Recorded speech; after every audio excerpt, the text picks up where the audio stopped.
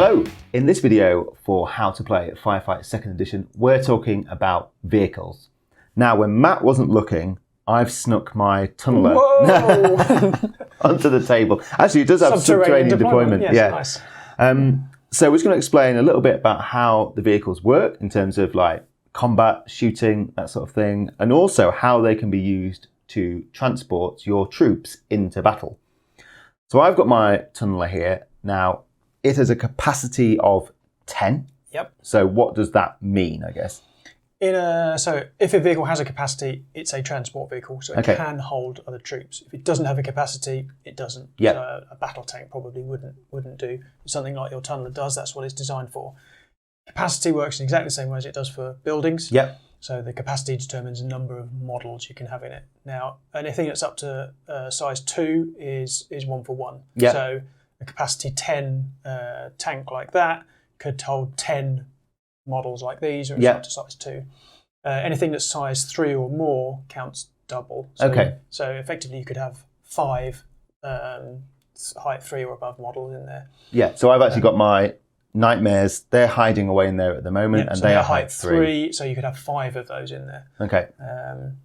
So they can be deployed in there at the start of the game. So when you're deploying your forces, either you're putting them down onto the table, you can declare that they're actually deployed into the transport vehicle, and then they can obviously emerge later in the game. But you can also enter vehicles during the game as well, right? In exactly the same way as buildings. So you just need to get to them or leave them with a sprint or an advance action. Okay. But just like buildings, you can't do both in the same turn. So I couldn't move in and immediately move out. Yes, to try and gain the extra bit of movement. Correct. Okay, so say I've got my tunneler here. Now it's not just good at carrying troops into battle; it can also shoot. So how does that work? Am I drawing line of sight from my gun, or where do I fire from? No, we assume that like with the models in a unit, they're all moving around and supporting each other. That a vehicle is able to turn and face wherever it wants as part of its move, covering fire and deciding where it's going.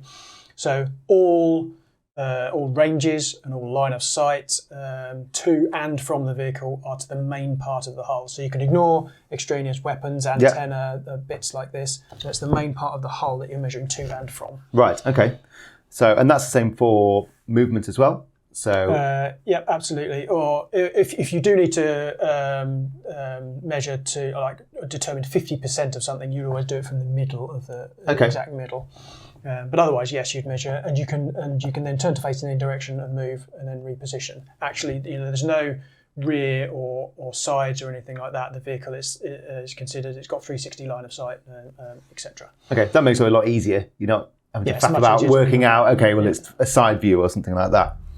Okay, and so just like other units in the game, 2 short actions, 1 long action. Yep, just like any other unit. Correct. Okay, so theoretically, let's say I've got my tunneler here. I haven't activated it or done anything with it yet. Yep. I've got my Nightmares inside.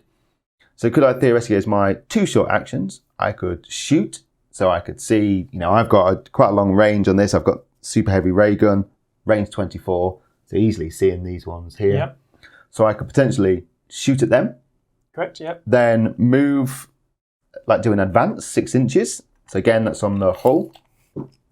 So let's have a look. So 6 inches, like that. Yep.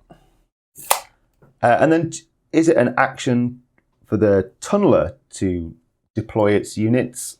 No, they're still while they are deployed inside it, they are still a separate unit. Okay. So while they're inside it, they can't be shot at and they can't shoot out. Yeah. Unless it's a psychic attack, they can. That's the exception. You can do those in and out of a vehicle, but they are still a separate unit. So if you'd have shot and then moved, this would then be activated. Yeah. And then in a later activation, you could activate the unit inside and say, right, they're coming out. Okay. Through an advance or a sprint action. So potentially, let's say I've shot, I've moved with this, I could then use one of my command points to activate another unit. Yes. Which could be to bring these. Effectively bring those out. Yeah. And so they can come out from any point of the hull? Yep, just like on a building. Once they're inside, they can exit from anywhere. So potentially, let's say they've come out from the front, they can then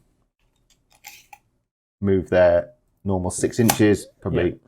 So you'd move the leader out into position and then move everyone into coherency around them.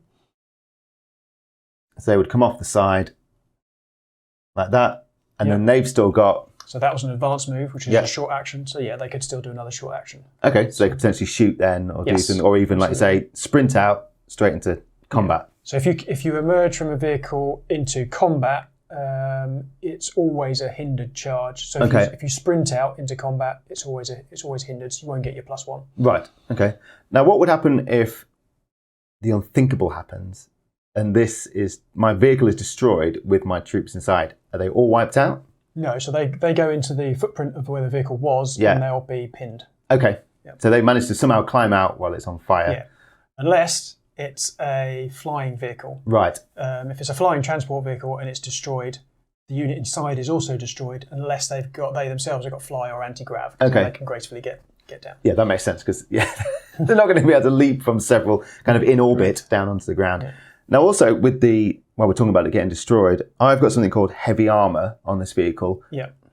Is that slightly different to normal armor?